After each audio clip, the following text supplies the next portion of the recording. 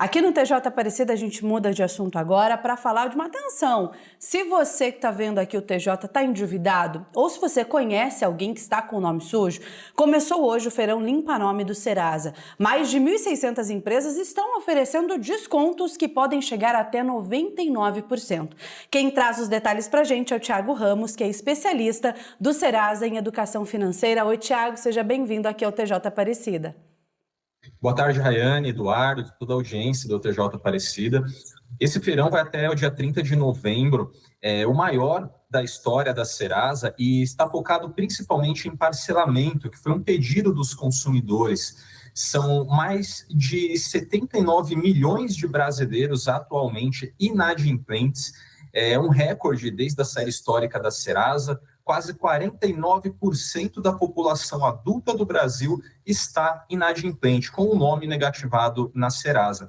Em São Paulo, mais da metade da população adulta já está com o nome negativado na Serasa. E esse feirão vem para ajudar essas famílias a organizarem as contas, encontrarem um bom acordo que caiba no bolso. Tem muitos acordos com parcelas a partir de R$ 9,90, para o consumidor não precisar comprometer o orçamento mensal e mesmo assim sair com o nome limpo nesse final de ano.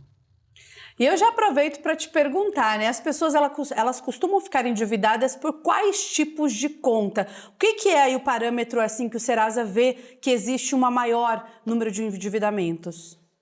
Em São Paulo, as três primeiras categorias de dívidas são, em primeiro lugar, produtos bancários, como cartão de crédito, empréstimo pessoal, cheque especial, financiamentos. Em segundo lugar, contas básicas de água, luz e gás. Em terceiro lugar, as financeiras, que são empresas que não são bancos, mas também oferecem cartões ou empréstimo. Então, há uma busca grande do consumidor por mais crédito para equilibrar as contas do mês, como se o dinheiro não estivesse mais dando conta do que dava com as contas do mês, com as necessidades básicas, e o consumidor acaba recorrendo a esse crédito. Em algum momento, ele não consegue pagar todas as contas em dia, acaba indo para o atraso e, em alguns momentos, a inadimplência. Cada paulista deve, em média, R$ 7.100, cada paulista que está inadimplente no caso, né? Então, você vê que é um valor bem alto, quase 5 salários mínimos. E é por isso que esse feirão vem com boas condições de parcelamento, para o consumidor poder organizar as contas, encontrar um bom acordo que não vai comprometer o pagamento da conta de água, de luz ou aluguel, e ainda assim ficar com o nome limpo. Thiago, boa tarde para você. E nunca teve tanta gente endividada no Brasil como agora, né? O número recorde, isso chama bastante atenção. O feirão, ele acontece em todo o país? Como a pessoa pode participar? Como é que ela vai fazer essa negociação para tentar quitar sua dívida e limpar o nome? Sim, Eduardo, acontece em todo o país, inclusive nesse momento a Serasa tem porta-vozes em todas as capitais, mostrando como negociar. O consumidor que tem facilidade com o celular ou computador nem precisa sair de casa, gratuitamente ele acessa o site serasa.com.br ou baixa o aplicativo Serasa. Em 3 minutos faz um cadastro, tem acesso às dívidas que estão no seu nome e às ofertas de negociação para pagamento à vista ou parcelado, e conclui a negociação por lá mesmo, saindo com a chave do Pix ou com o boleto, a chave do boleto para pagar. Quem não tem essa facilidade com celular ou computador, pode ir a qualquer agência dos Correios do seu bairro ou da sua cidade. Os Correios estão em parceria com a Serasa, negociando dívidas com o mesmo desconto do site ou do aplicativo. É uma parceria também muito forte para esse feirão entre os Correios, a Febraban e a Serasa, para oferecer diversos pontos de negociação para nenhum consumidor ficar de fora. Lembrando que quem optar pelo pagamento parcelado tem o mesmo benefício do à vista, ou seja, pagou a primeira parcela, já fica com o nome limpo e pode ser que consiga rapidamente um cartão de crédito ou um empréstimo para equilibrar as contas do mês, se necessário. Mas é muito importante que o consumidor organize as suas contas antes, porque se ele parcela e quebra o acordo no meio, por exemplo, parcelou a dívida em 10 vezes, pagou 5, deixou de pagar a sexta.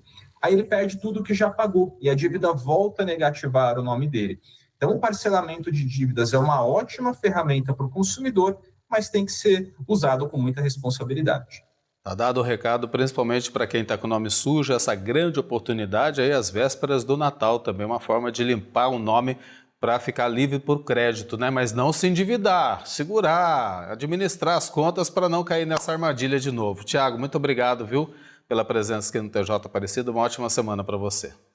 Também agradeço a obrigado, até a próxima. Valeu, Obrigada, um abraço. boa tarde. Nós voltamos a falar de economia do nosso bolso. Atenção se você de casa costuma fazer empréstimo consignado. Um levantamento do Procon apontou que a taxa de juros cobrada pode dobrar dependendo da instituição. Quem vai dar os detalhes para a gente é a assessora técnica do Procon São Paulo, a Nilciane Zalpa. Nilciane, boa tarde, bem-vinda ao TJ. Boa tarde, Rayane, boa tarde, Eduardo, boa tarde a todos em casa. Isso mesmo, o Procon São Paulo, de 4 em 4 meses, faz um levantamento sobre os juros cobrados para contratos de empréstimos consignados.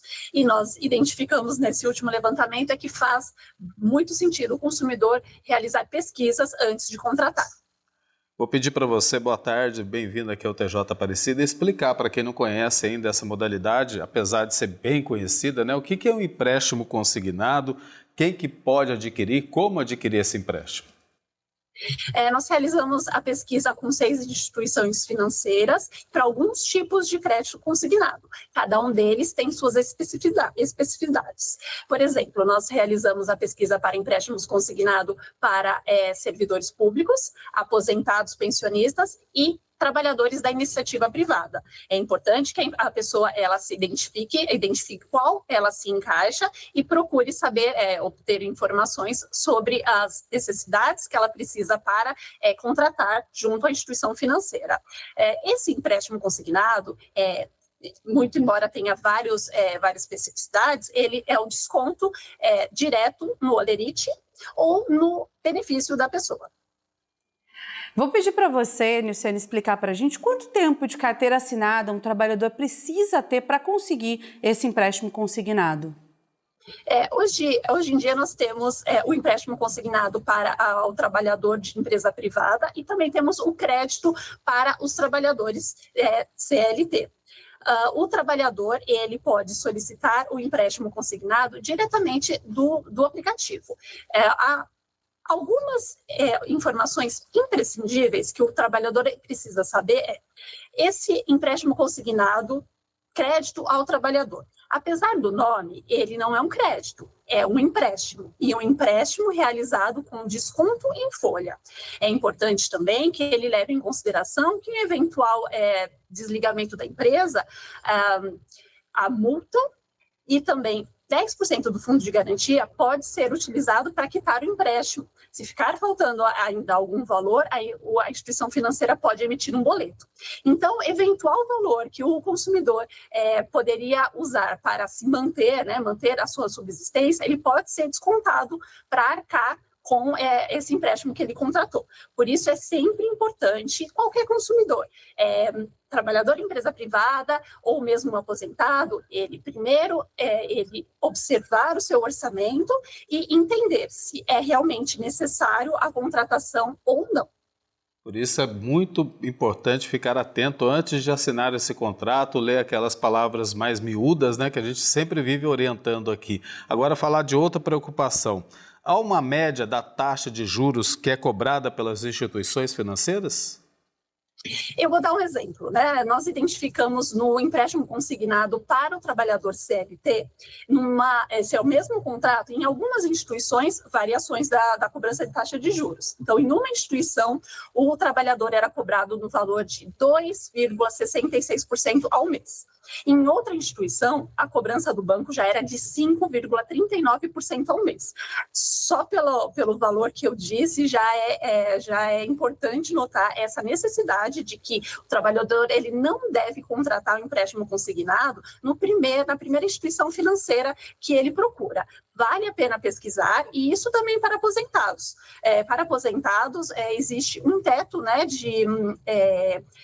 dos juros que pode ser cobrado, é 1,85% ao mês, mas mesmo para aposentados nós identificamos oscilações. Um banco cobrando o valor de 1,80% ao mês, outro 1,85% ao mês. Sempre é importante pesquisar e ter em mente que a instituição financeira ela é obrigada a passar informações cruciais e essenciais dos contratos. Por exemplo, o consumidor ele deve pessoalmente, a orientação maior é essa, que o consumidor vá pessoalmente à instituição financeira para que ele consiga tirar todas as dúvidas e aí então perguntar qual é o valor que vai ser depositado na minha conta, qual é o valor mensal que eu vou pagar, qual é a taxa de juros e principalmente quanto ao final do contrato, qual é o valor que eu vou pagar.